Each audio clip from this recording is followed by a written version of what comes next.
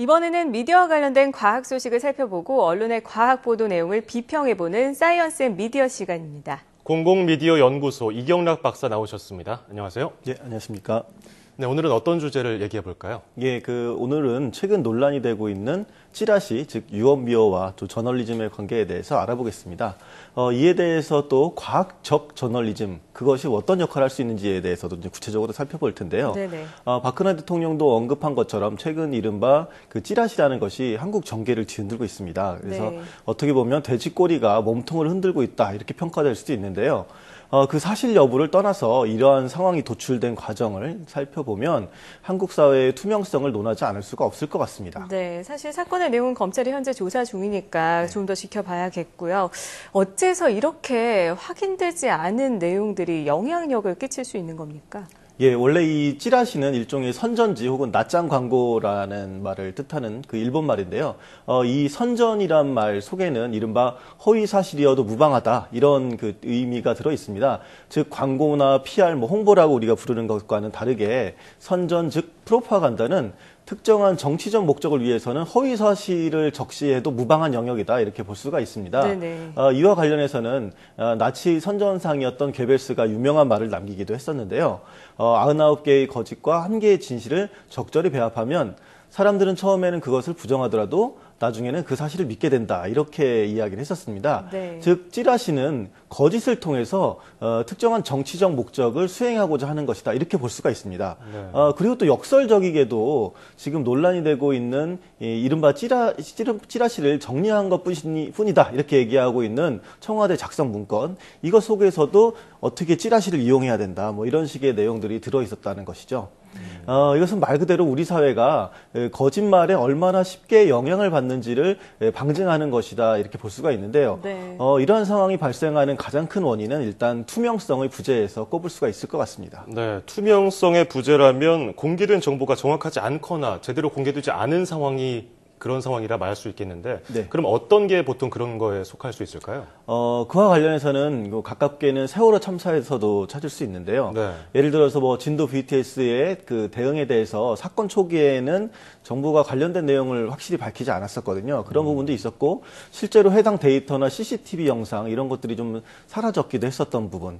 그래서 정보가 조작된 내용들이 이런 것들에 해당한다고 볼 수 있는데, 즉 정부가 중요한 정보에 대해서 공개를 하지 않거나 이게 꺼리게 되면 시민들 입장에서는 막 그럴듯한 이야기, 이런 것에 이제 혹하게 되거든요. 그래서 네. 그런 것들을 오히려 신뢰하게 되고 이 과정에서 오히려 유언비어가 유포될 수 있다는 것입니다. 네네. 당시에도 세월호가 미국 잠수함과 충돌했다, 이런 식의 내용들이 한동안 인터넷에 떠돌기도 했는데요.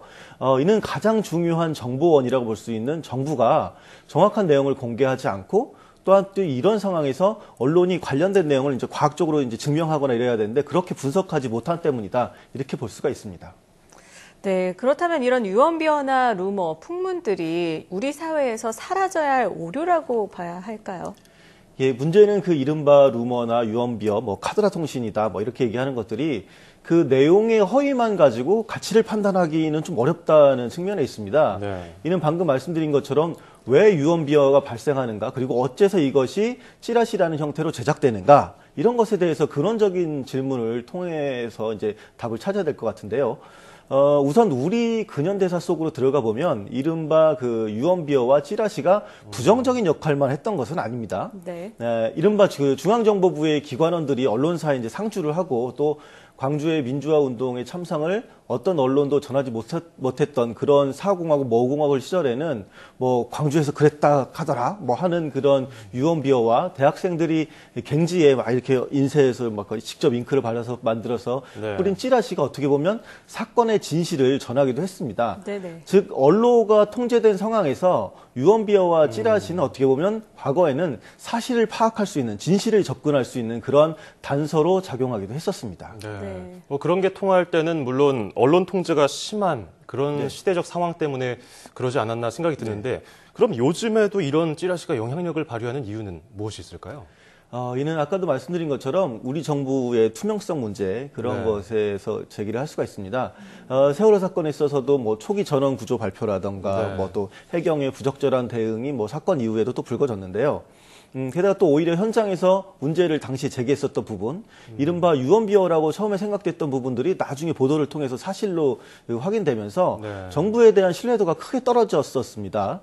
문제는 이러한 정부의 투명성 문제가 언론을 통해서 해소될 좀 필요가 있었는데, 그러니까 정부가 거짓말을 하거나 혹은 정부가 잘못하면 언론이 감시하고 그것을 밝혀야 되는데, 우리 언론 역시 제대로 된 역할을 하지 못했다는 점입니다. 네. 즉 정치적으로는 과거 권위주의 군사정권 시절보다 언론의 자유가 훨씬 높아졌지만 언론이 제대로 된 취재를 못하거나 혹은 안 하고 있다고 이제 볼 수 있는 그런 부분에서 비판의 여지가 있고요.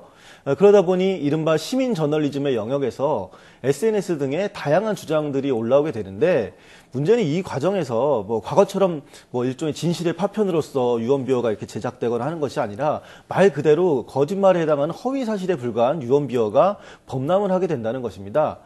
즉 공신력 있는 정보에 대한 불신과 다양한 개인 미디어들이 이른바 찌라시 세상을 만들고 있다, 이렇게 볼 수가 있을 것 같습니다. 네, 정부도 투명하지 않고 언론도 제 역할을 하지 못하고 있어서 결국에는 이런 유언비어, 찌라시들이 돌게 되는 상황인데, 그렇다면 이에 대한 대안은 없을까요? 예, 사실 이 시간에 찌라시를 굳이 다룬 이유는 바로 그 대안으로서 과학적 저널리즘이 제시될 수 있기 때문입니다. 네. 과학 저널리즘과는 다른데, 과학은 말 그대로 사실을 있는 그대로 관찰하고 다른 과학자들에게 의해서 재현이 될 때, 재현성 검증을 받을 때 진실로 인정을 받거든요. 논문이라는 것들이. 이러한 자세는 저널리즘 영역에서도 앞으로 더욱 필요하다, 이렇게 생각됩니다. 이제까지는 이른바 객관주의라는 말로 이제 저널리즘의 그런 역할들이 설명이 되어 왔지만, 과학적 저널리즘은 여기에 덧붙여서 객관성 검증에 초점을 맞추고 있습니다. 즉 객관주의에 입각해서 이렇게 사실 팩트들을 모아서 작성된 기사라고 할지라도 네네. 일종의 언론사 간의 그 상호 검증을 하자는 것이죠. 그래서 네. 과거에도 외신과 관련해서 우리나라에서 좀 오보가 진짜 릴레이처럼 이루어졌던 적이 굉장히 많거든요. 네. 그런 언론이라면 이 부분의 중요성을 아마도 충분히 인식하고 그렇게 앞으로 해나가야 될 것이다, 이렇게 생각하실 거라고 봅니다. 네, 가장 중요한 정보원인 정부가 논란이 된 문제에 대해서는 투명하게 정보를 공개하는 것이 무엇보다 중요할 것 같습니다. 이뿐 아니라 있는 그대로의 사실을 관찰하고 다른 학자에 의해서 재현성을 검증받은 후에 비로소 진실로 인정받는 과학적 저널리즘의 자세를 이 언론에서도 본받을 필요가 있어 보이네요. 지금까지 공공미디어 연구소 이경락 박사와 이야기해봤습니다. 고맙습니다. 네, 감사합니다.